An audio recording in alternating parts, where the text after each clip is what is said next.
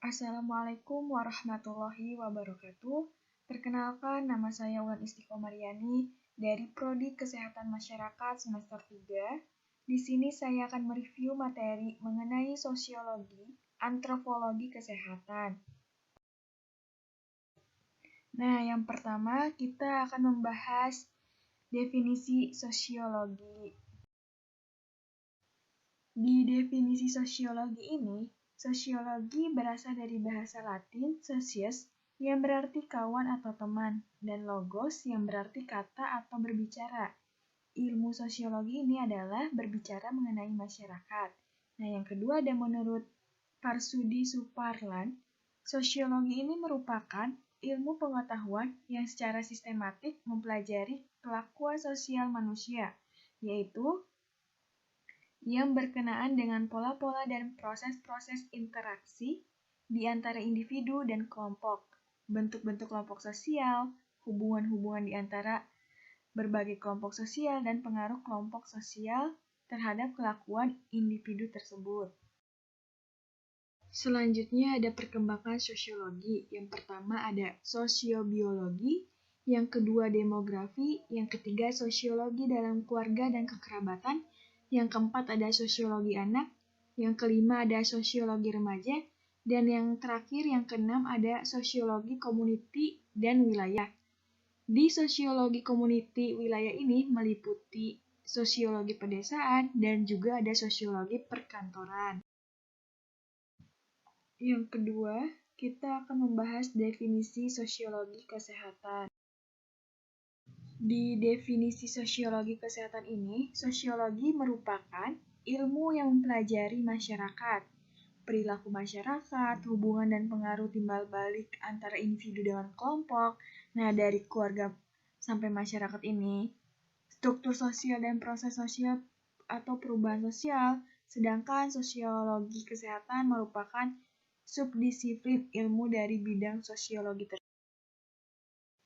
Dan sosiologi kesehatan ini mempelajari interaksi antara masyarakat dan kesehatan, lebih khususnya bagaimana sih konsepsi dan pemaknaan kesehatan dan penyakit menurut masyarakat sehingga mempengaruhi gaya hidup, perilaku, dan semua praktik kehidupan dalam keseharian. Nah, selanjutnya yang ketiga kita akan membahas dari segi sejarah sosiologi kesehatan. Di dalam sejarah sosiologi kesehatan ini, sosiologi dalam kesehatan itu merupakan penelitian dan pengajaran yang dimotivasi oleh adanya masalah kesehatan. Masalah kesehatan selain dipelajari oleh ilmu sosiologi tersebut juga dipelajari oleh ilmu lain. Nah, selanjutnya ada sosiologi mengenai kesehatan. Nah, di mana sosiologi mengenai kesehatan ini adalah pengamatan dan analisis dengan motif masalah sosiologinya. Nah, di sini selanjutnya kita masih mempelajari sejarah sosiologi kesehatan. Nah, pada awal abad 20 ada kolaborasi ilmuwan sosial dengan bidang medis. Nah, selanjutnya pada tahun 1940-an terjadi kajian-kajian mengenai epidemiologi sosial. Nah, terus selanjutnya ada keterlibatan sosiologi dalam pendidikan medis dan keperawatan. Selanjutnya, banyak lembaga donor menyediakan dana penelitian mengenai aspek sosial kesehatan dan penyakit. Dan yang terakhir itu ada terbentuknya ikatan ilmuwan dari sosiologi medis dan terbitnya berbagai jurnal tentang kajian mengenai sosiologi medis. Selanjutnya, yang keempat ini kita akan membahas sosiologi sebagai ilmu. Nah, di sosiologi sebagai ilmu ini ada beberapa sifat. Yang pertama bersifat empiris. Nah, di sifat empiris ini sosiologi kesehatan mempelajari apa yang benar-benar terjadi di masyarakat dan apa yang dipelajari dapat dibuktikan dalam kehidupan sehari-hari. Yang kedua, bersifat teoretis. Nah, sosiologi kesehatan menggunakan teori-teori dalam pembelajarannya, di mana teori tersebut dikemukakan oleh para ahli yang berdasarkan pada apa yang terjadi di masyarakat.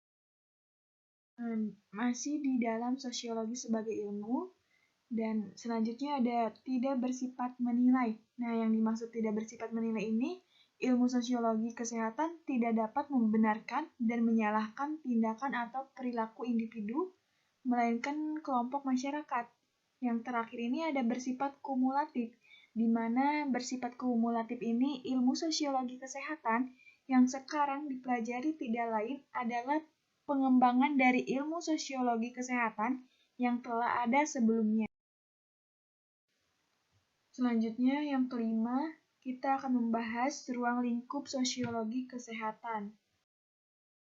Nah, di ruang lingkup sosiologi kesehatan ini ada beberapa macam.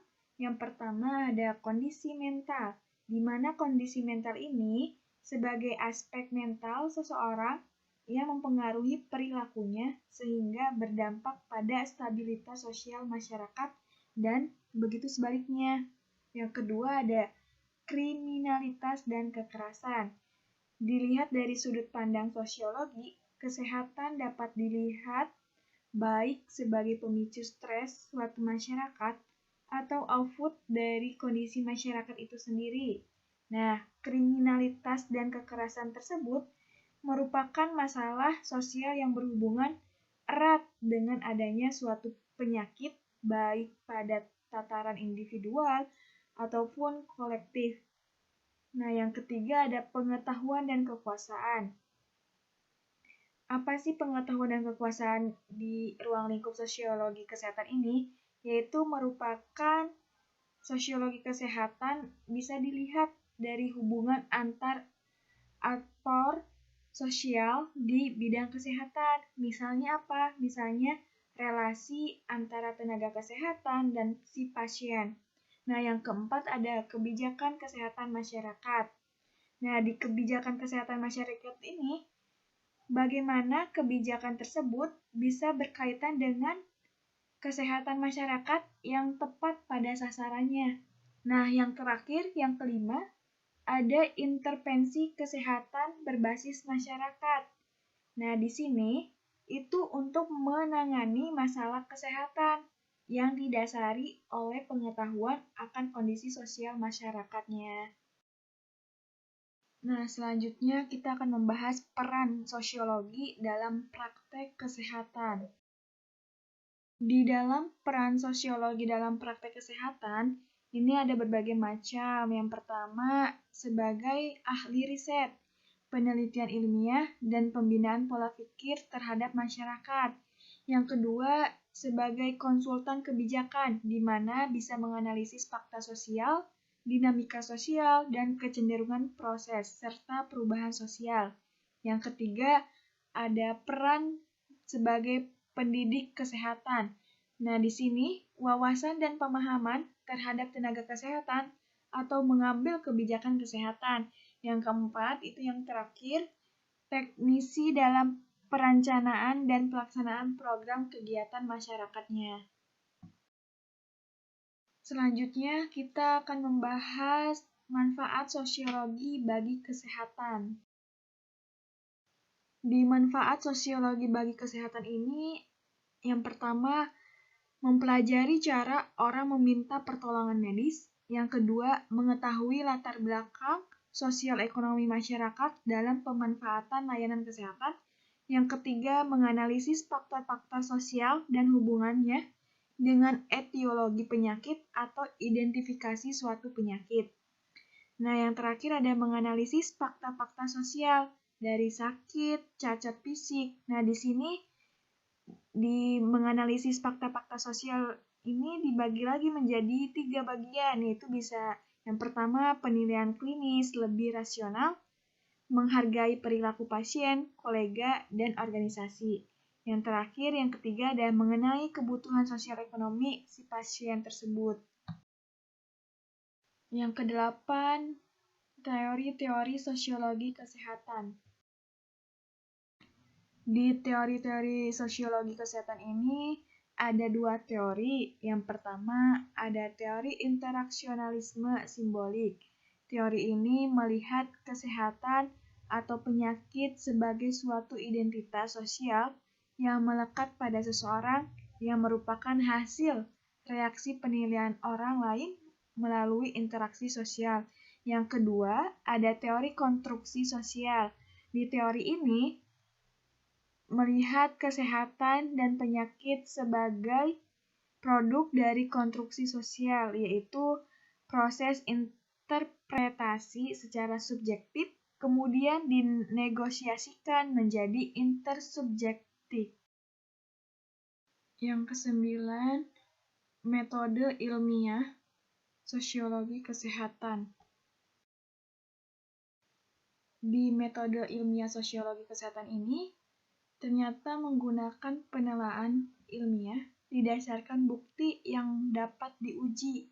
Identitas sosiologi adalah sifat empiris, yaitu mempelajari apa yang terjadi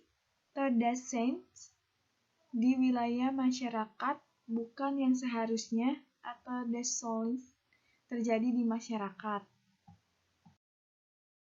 Nah, selanjutnya yang 10 itu membahas mengenai pandangan sosiologi mengenai penyakit.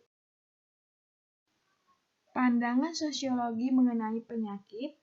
Nah, di sini menurut Parsons, keadaan sakit atau illness ditandai oleh beberapa hal. Yang pertama, apabila individu tidak mampu menjalankan tugas dan perannya karena faktor yang berada di luar kehendak dan kekuasaannya. Menurut Parsons, individu tersebut kemudian diharapkan untuk menjalankan apa yang dinamakan peran sakit atau sick role. Yang kedua, peranan sakit terjadi jika penyakit telah didefinisikan cukup serius sehingga tidak dapat melakukan sebagian atau seluruh peranan normalnya, serta memberikan tuntutan tambahan kepada orang-orang di sekelilingnya. Terima kasih, mungkin itu saja hasil review yang bisa saya sampaikan. Kurang lebihnya mohon maaf. Ditutup, wabillahi taufiq wal hidayah. Wassalamualaikum warahmatullahi wabarakatuh.